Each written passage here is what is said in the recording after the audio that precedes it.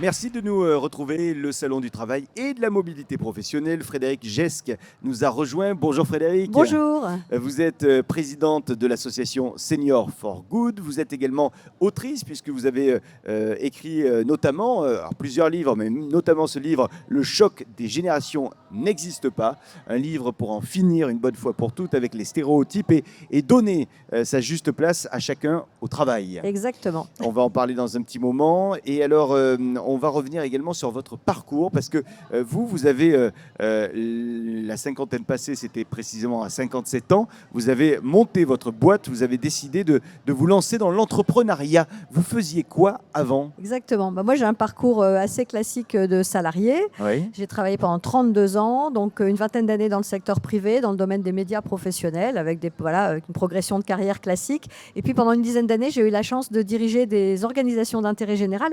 Donc, j'ai dirigé un syndicat patronal, le MEDEF, à Marseille. J'ai dirigé la fédération Réseau Entreprendre. Oui. Donc, j'avais quand même des liens avec l'entrepreneuriat, parce que j'ai accompagné beaucoup d'entrepreneurs. Et puis aussi la Ligue contre le cancer. D'accord. Voilà. Et effectivement, à 57 ans, je me suis dit que si je ne me lançais pas, je ne le ferais plus, ce serait trop tard. Et que donc, il était vraiment temps de prendre ma liberté. Et donc, effectivement, j'aime bien dire que je suis une jeune entrepreneur. Mais ça veut dire que vous aviez toujours dans un petit coin de votre tête cette envie d'entreprendre ?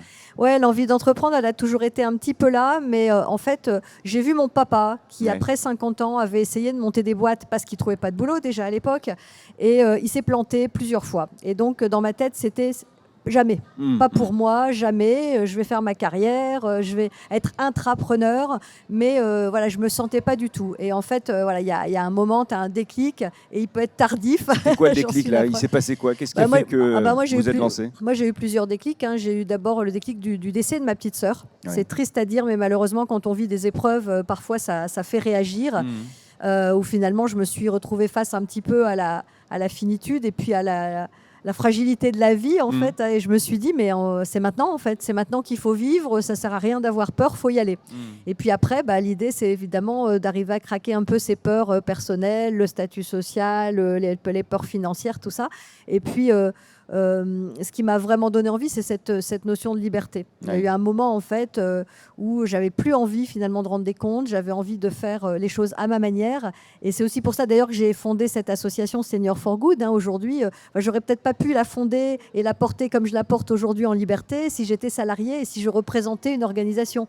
Donc c'est ça aussi, ça m'a donné cette liberté de porter mes combats comme j'en avais envie. Alors, ce goût pour la liberté, c'est ça qui vous a motivé ? Est-ce que réellement, j'ai envie de vous demander, est-ce qu'on est vraiment libre quand on est entrepreneur ou entrepreneuse ? C'est vrai que c'est un vrai sujet parce que c'est la liberté, oui et non. On est toujours dépendant de quelque chose. Ouais. Donc évidemment, on va dépendre de ses clients, on va dépendre du marché, on va dépendre de l'état de la concurrence, on va dépendre aussi de notre capacité, de notre dynamique. Mais en tout cas, on dépend de soi. Pour aller sur le chemin qu'on a envie de prendre, en fait, je trouve que c'est surtout la liberté, c'est la liberté d'être soi, d'être davantage dans l'authenticité, de porter des choses qui nous sont propres, des convictions qui nous sont propres, et donc d'aller en fait sur les chemins qu'on a envie de prendre. Pour moi, c'est ça la liberté. C'est pas la liberté de ne pas te rendre de compte ou de ne pas avoir de contraintes, parce que bien sûr, l'entrepreneuriat c'est aussi difficile et c'est aussi beaucoup de contraintes. Alors, entreprendre, c'est aussi aller taper à des portes. Est-ce que quand on entreprend à 57 ans, il y a des portes qui, de fait, sont fermées parce que 57 ans ? Alors, assez étonnamment, moi j'ai envie de dire que c'est le contraire. En fait, les portes se ferment à la seniorité dans le salariat, et c'est dramatique. Quand tu reviens avec une casquette d'indépendant, de dirigeant d'entreprise, etc., et ton expertise reprend de la valeur. Moi, j'ai vraiment eu aucune difficulté quand j'ai démarré. Les clients sont arrivés, les clients me font confiance. J'ai une légitimité justement issue de mes 32 ans d'expérience professionnelle. Et donc, finalement, ce que peut-être des entreprises, parce que moi, j'ai été victime de cette discrimination par l'âge, c'est pour ça que j'ai monté mon association à l'origine. Voilà, les entreprises ne veulent plus de toi. Ton CV, tout d'un coup, on a l'impression qu'il n'a plus de valeur. Mais par contre, quand tu viens avec ta casquette d'expert, et là, ton expérience reprend de la valeur. Donc, pour moi, l'entrepreneuriat senior, en tout cas, la seniorité est un vrai atout pour entreprendre, à condition qu'on en ait envie et qu'on ait un projet. Alors vous, l'envie, elle était bien présente d'entreprendre. Pour autant, est-ce que l'idée était claire sur ce dans quoi vous alliez entreprendre ? Alors, oui et non. Moi, j'avais un objectif qui était vraiment de pouvoir transmettre et partager justement tout ce que j'avais appris en tant que manager, en tant que dirigeante pendant toutes ces années. Donc, c'était clair que j'allais aller dans le service et dans l'accompagnement des dirigeants, des managers, des entreprises. Je voulais contribuer aussi à mon petit niveau, à la transformation, c'est-à-dire à remettre davantage de liens sociaux, davantage d'humains dans l'entreprise. Donc, j'avais effectivement ce projet-là. Mais je dois avouer quand même que la première année, ce sont mes clients qui m'ont emmené là où je suis aujourd'hui, quelque part. C'est-à-dire que c'est vrai, quand les clients sont arrivés, ils m'ont demandé des choses, des accompagnements, et puis j'ai construit finalement mon projet entrepreneurial un peu en effectuation, comme on dit, de l'entrepreneuriat, c'est-à-dire avec les clients. Et puis progressivement, eh bien, une fois que j'ai eu suffisamment d'activités, donc depuis l'année dernière, j'ai pu me focaliser sur ce qui me tenait vraiment à cœur. Et aujourd'hui, c'est vraiment sur ces sujets de l'intergénérationnel, de l'inclusion des seniors, en fait, que je mets toutes mes forces dans les entreprises pour essayer de faire bouger les lignes. Et aujourd'hui également, une association, Senior for Good. Elle existe depuis combien de temps, cette asso? Alors, Senior for Good, on l'a créée début 2022, au printemps 2022. Donc, elle a 3 ans. Voilà. Et en fait, c'est comme je le disais, j'ai créé cette association quand j'ai découvert en fait, cette discrimination de l'âge. J'étais à l'époque, je dirigeais la Ligue contre le cancer. J'avais envie de sortir du cancer, de cette cause qui commençait à me peser. Je suis chassée par un cabinet, donc c'était plutôt formidable. Ils étaient emballés par mon profil et en fait, l'employeur qui recrutait n'a même pas voulu me voir. Et j'ai été hyper choquée. Et en fait, c'est là que j'ai découvert ce sujet. Tout le monde m'a dit, mais en fait, tu rêves. En fait, en France, à partir de 50 ans, c'est très dur. Et donc, effectivement, j'ai fait un sondage, j'ai reçu des centaines de témoignages, etc. Et je me suis dit, il manque un truc. Il manque la voix des citoyens expérimentés.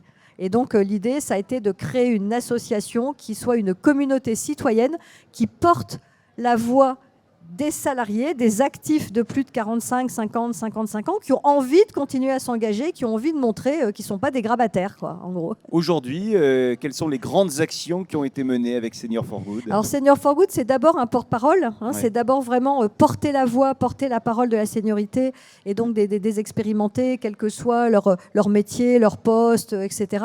Donc ça, on a beaucoup, depuis 2 ans, avec la réforme des retraites, on a eu la chance de pouvoir porter cette voix-là très fortement, notamment dans les médias. Donc on est très présent pour justement porter cette voix positive. L'objectif, c'est pas par exemple de sanctionner les entreprises qui se comportent mal, ça sert à rien. C'est au contraire de montrer des rôles modèles, de montrer des contre-modèles pour en fait déconstruire les stéréotypes et les préjugés et montrer par l'exemple en fait tout ça c'est faux et qu'on peut avoir 60 balais et avoir encore beaucoup à offrir à l'entreprise. Donc il y a ce rôle-là et la deuxième mission de l'association, c'est vraiment d'avoir une communauté de citoyens actifs, expérimentés, qui s'entraident. Donc on est que des bénévoles et on est une communauté. Donc, et on est dans toute la France. C'est important aussi. On n'est pas juste une association parisienne. Ça, j'y tiens beaucoup parce que on a des adhérents dans toute la France. Donc, grâce à la visio, grâce à Internet, eh bien, on est en lien. On fait des webinaires. On essaye d'aider en fait et de s'entraider en fait dans la communauté. Et vous avez vu des parcours, j'imagine, incroyables de seniors qui sont sur le marché de l'emploi? Oui, alors incroyable dans les deux sens. Incroyable dans le sens terrifiant parce que des gens qui ont des très beaux parcours, des très beaux CV, qui ont envie de bosser et vraiment qui ont du mal à retrouver un job. Et puis, fort heureusement, beaucoup de belles histoires aussi de gens qui ont réussi à remonter ça, à reprendre confiance en eux et qui ont réussi à trouver un job. Alors, on essaye aussi, quand les entreprises nous contactent, de mettre en lien le plus possible. Bon, là, on est encore une jeune association, on est en train de se structurer. On va lancer bientôt un média pour aider justement aussi à la mise en lien, en fait, de nos adhérents et de notre communauté. Frédéric Gesque, si je vous dis que vous êtes un parcours inspirant, ça résonne en vous? Ça me fait toujours rire parce que parfois on me dit ça, inspirant. Je dis c'est quoi inspirer? Alors si c'est donner de la dynamique positive aux autres, ça je veux bien. Après, chacun a son chemin de vie, on fait comme on peut. J'ai eu des échecs aussi, je pourrais les raconter aussi si on avait le temps. Personne réussit tout en fait, et je pense que ce qui est important, c'est d'avoir envie d'avancer et puis surtout de ne jamais perdre confiance. Et c'est vrai que c'est pas toujours facile pour nous les seniors parce que les entreprises nous aident pas toujours. Frédéric Gesque, président de l'association Senior for Good, auteur également, puisque vous avez donc plusieurs bouquins à votre actif et vous êtes depuis l'âge de 57 ans entrepreneur. Merci infiniment d'être venu sur ce plateau. On vous souhaite un bon salon du travail et de la mobilité professionnelle. Merci à vous et rendez-vous bientôt là pour la table ronde à 11h30. Hein. Je profite pour faire un petit appel. Pour cette table ronde. Conférence numéro 2. Merci à vous Frédéric et merci à vous de nous suivre. À tout de suite dans quelques minutes avec la suite de nos interviews.